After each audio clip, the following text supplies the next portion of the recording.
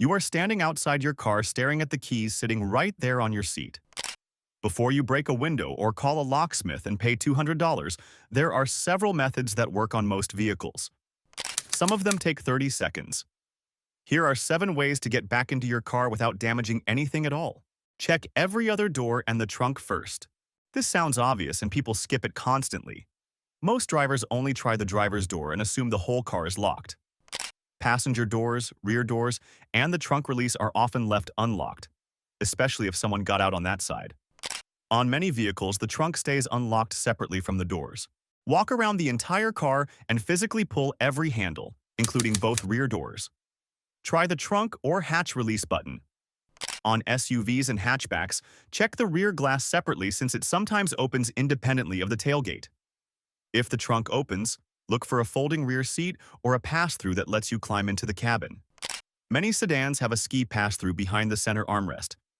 This one simple check solves the problem more often than any tool on this list. Use the spare key or a key fob app. Almost every vehicle came with 2 keys. The spare is usually at home in a drawer. Modern vehicles from most manufacturers also have a phone app that unlocks the car remotely over the internet, even if you never set it up.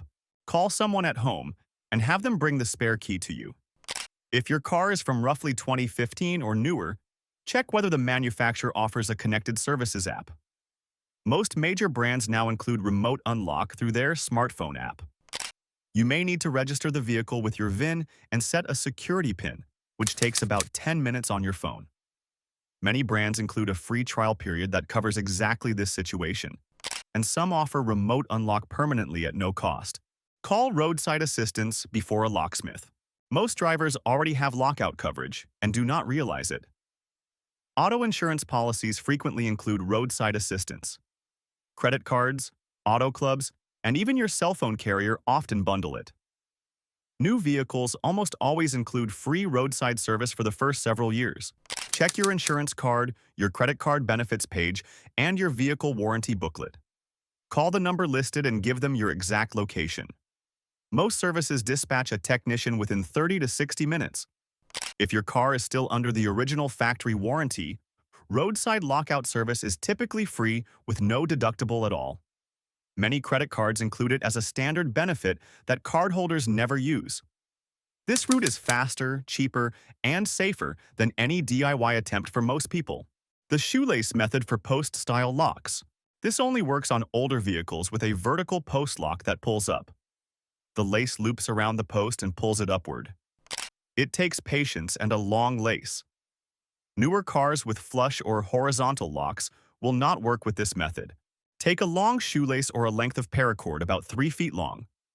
Tie a small slip knot in the middle that can tighten.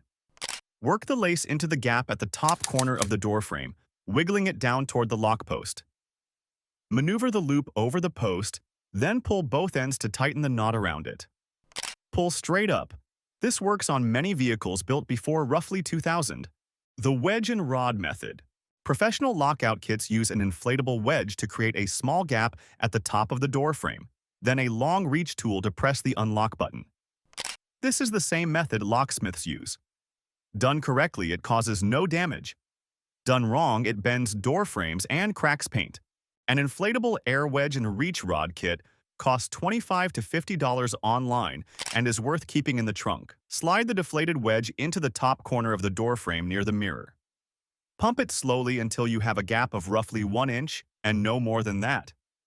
Insert the reach rod through the gap and press the electric unlock button or hook the interior door handle. Work slowly and keep the rod away from the airbag area in the door frame. Deflate the wedge completely before removing it. Never force the gap wider than 1 inch or you will permanently bend the door frame. Use a windshield wiper or long reach tool. If you do not have a proper reach rod, a stiff windshield wiper blade insert or a long straightened coat hanger can substitute. The metal spline inside a wiper blade is thin, rigid, and long enough to reach most unlock buttons. This is an improvised version of the professional method.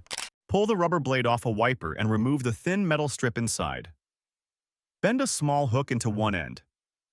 Create a gap at the top of the door frame with a plastic wedge or a rubber doorstop. Guide the metal strip through and press the electric unlock button. Work slowly and never pry the door frame with anything metal, since that damages the weather seal and paint. When to just break the glass. There is one situation where none of the above applies. If a child or a pet is locked inside on a hot day, do not wait. Interior temperatures can climb above 120 degrees within 15 minutes. Heat stroke can begin in under 10 minutes for a small child. Call 911 first. In most places, emergency services will respond immediately, and many jurisdictions have laws protecting you if you break a window in this situation. If you must break the glass yourself, choose a window furthest from the occupant. Use a spring-loaded center punch, a spark plug ceramic shard, or the pointed end of a headrest post. Aim for a corner of the glass, never the center. Side windows are tempered and shatter into dull cubes. Never break the windshield, which is laminated and will not break cleanly. A few things not to do. Do not use a metal coat hanger jammed down inside the door panel. Modern doors are packed with wiring, airbag sensors, and lock actuators.